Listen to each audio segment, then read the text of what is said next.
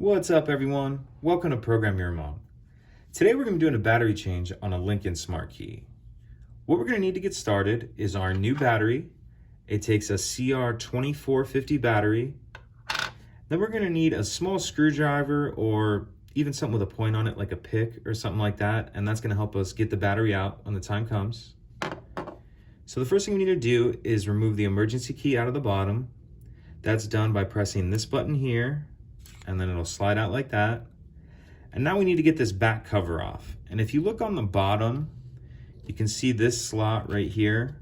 We're gonna put the key in the slot, pry up, and then push the back up.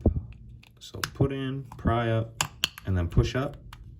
That'll lift that back cover off of there. And now we can actually see our battery. And now you're gonna wanna grab that screwdriver or something with a point on it. And if you look, we'll see if the camera will pick it up. There's a little notch right here.